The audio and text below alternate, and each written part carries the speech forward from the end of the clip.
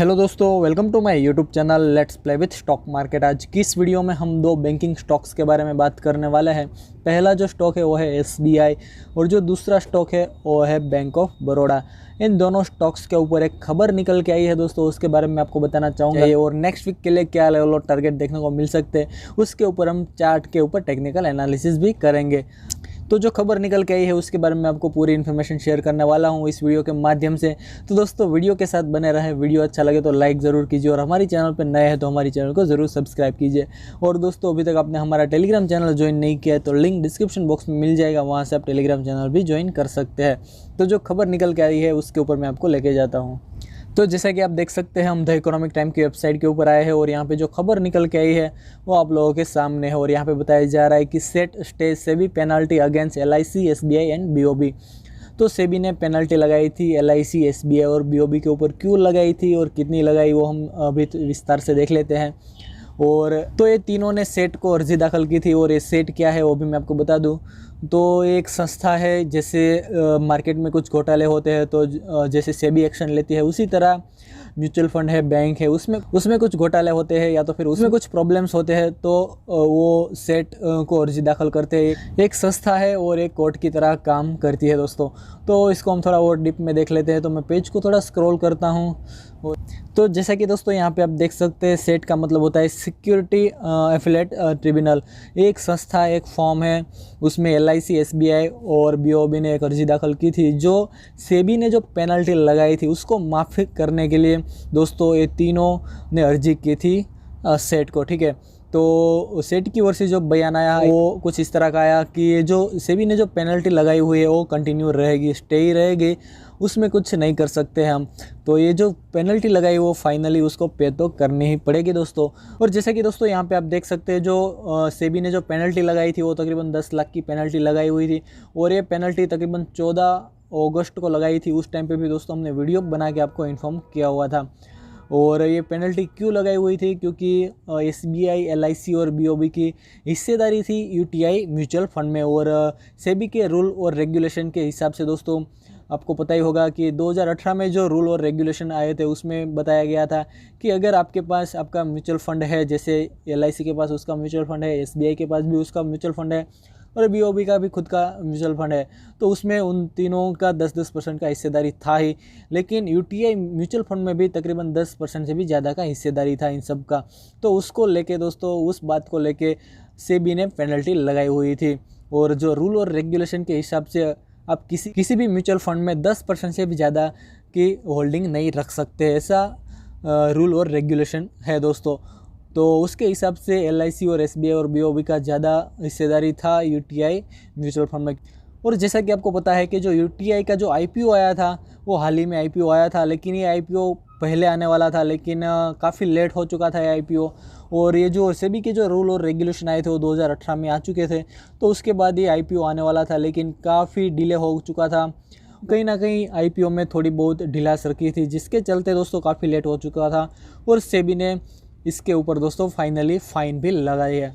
तो ये कहीं ना कहीं एसबीआई और बीओबी के लिए तो दोस्तों बुरी खबर है। और देखा जाए तो जो 10 लाख की जो पेनल्टी लगाई हुई है वो कोई बड़ी रकम भी नहीं है, लेकिन आपको पता है कि कोविड-19 के चलते जो लिक्विडिटी का इशू चल रहा है बैंक में, तो उसके चलते कहीं ना कहीं अपने आप में अच्छी रकम भी कह सकते हैं। 10 लाख अगर 10 लाख की लोन देते तो अच्छी खासी इंटरेस्ट भी आता है, अच्छा खासा ब्याज भी मिलता है, लेकिन फालतू में 10 लाख पेनल्टी के जरिए पे करना पड़ेगा सेबी को। तो ये अपने आप में मुझे लग रहा है कि यहाँ पे थोड़ी सी यहाँ पे नेगेटिव खबर यहाँ पे देखने को मिल रही है। तो दोस्तों अब हम चार्ट के ऊपर जाते हैं और देख लेते हैं कि नेक्स्ट वीक के लिए क्या लेवल और टारगेट देखने को मिल सकते हैं और किस तरह का परफॉर्मेंस देखने को मिल सकता है नेक्स्ट वीक में। तो दोस्तों वीडियो में बने रहें। तो जैसे कि आप देख सकते हैं हम जीरोधा के प्लेटफॉर्म के ऊपर आए हैं और यहाँ पे मैंने एसबीआई का चार्ट ओपन किया हुआ है और ये चार्ट मैंने यहाँ पे 1 डे के टाइम फ्रेम पे ओपन किया हुआ है। और यहाँ पे मैंने कुछ लाइनें ड्रॉ करके रखी है और लेवल्स भी आइडेंटिफाई करके रखे हैं, जिसके माध्यम से हम जानने की कोशिश करते हैं कि नेक्स्ट वीक के लिए क्या लेवल और टारगेट आ सकते हैं दोस्तों। और यहाँ पर अगर हम चार्ट पर एक नज़र करें तो मैं आपको थोड़ा चार्ट समझा दूँ दोस्तों। तो यहाँ पर आप देखोगे तो एक अच्छा खासा अप ट्रेंड हमें नज़र आ रहा है 1 डे के टाइम फ्रेम पे। और यहाँ पे एक अच्छा खासा ब्रेकआउट भी आया था, कुछ इस तरह का यहाँ पे एक ब्रेकआउट आया था दोस्तों। और उसके बाद फिर से यहाँ पे आप देखोगे तो इसी ट्रेड लाइन को फॉलो करते एक अपसाइड मोमेंटम दिखा रहा है एसबीआई। और कंटिन्यूसली यहाँ पे हमें एक अपसाइड मोमेंटम देखने को मिल रहा है। पिछले कुछ दिनों से अच्छा खासा करेक्शन आया था, उसके बाद यहाँ से अच्छा खासा रिवर्सल भी हमें देखने को मिल रहा है। और अभी यहाँ पे अगर हम रिसेंटली रेजिस्टेंस लेवल की बात करें तो 205 रुपये का अच्छा खासा रेजिस्टेंस लेवल यहाँ पे हमें नज़र आ रहा है, क्योंकि पिछली बार भी देख सकते हैं यहाँ पे एक अच्छा खासा रेजिस्टेंस लेवल हमें यहाँ पे देखने को मिला था और उसके बाद एक अच्छा खासा अपसाइड भी मोमेंटम दिखाया, फिर अच्छा करेक्शन आया और फिर यहाँ पे हमें रेजिस्टेंस लेवल नज़र आ रहा है 205 का। इस रेजिस्टेंस लेवल को ब्रेक करेगा तो उसके ऊपर आपको 332 का फिर से टारगेट देखने को मिलेगा, ठीक है। और सपोर्ट लेवल की बात करें तो यहाँ पे जो नीचे की लेवल पे जो सपोर्ट देखने को मिल रहा है वो 190 रुपये का सपोर्ट देखने को मिल रहा है। और पिछली बार भी यहाँ पे आप देखोगे तो कहीं ना कहीं यहाँ पे 190 के आसपास अच्छा खासा सपोर्ट लेवल है।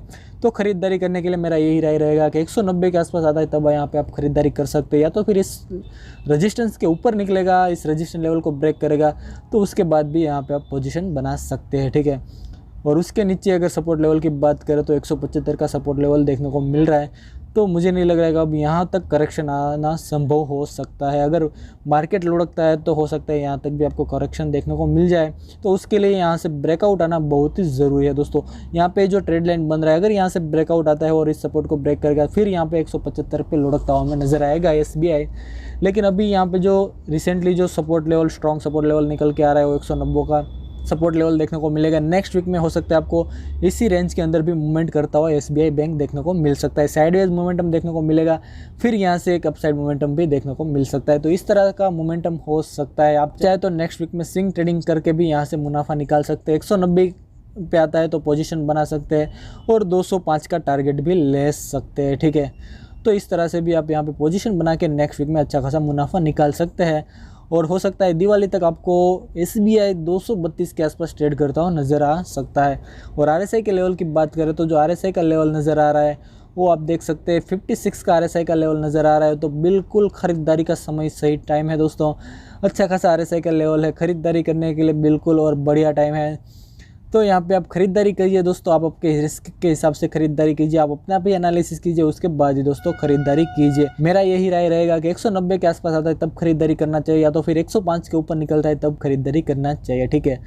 तो इन लेवल्स को आप वॉच आउट कीजिए। अब दोस्तों हम बैंक ऑफ बड़ौदा के चार्ट को देख लेते हैं कि किस तरह के लेवल्स और टारगेट देखने को मिल रहे हैं। तो जैसे कि आप देख सकते हैं मैंने यहाँ पे बैंक ऑफ बड़ौदा का चार्ट ओपन किया हुआ है और ये चार्ट भी मैंने यहाँ पे 1 डे के टाइम फ्रेम पे ओपन किया हुआ है और यहाँ पे मैंने कुछ लाइनें ड्रॉ करके रखी है और लेवल्स भी आइडेंटिफाई करके रखे हुए हैं। यहाँ पे हमें जो बैंक ऑफ बड़ौदा का चार्ट नज़र आ रहा है वो आप देख सकते हैं दोस्तों, अंडर प्रेशर परफॉर्मेंस करता हुआ बैंक ऑफ बड़ौदा नज़र आ रहा है।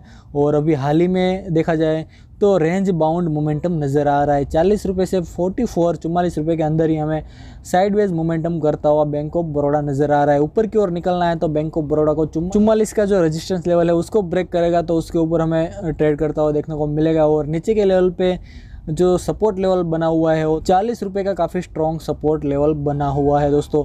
अच्छा खासा सपोर्ट ले रहा है 40 रुपये पे। अगर यहाँ से ब्रेक हुआ तो फिर आपको 36 के आसपास भी ट्रेड करता हुआ देखने को मिलेगा।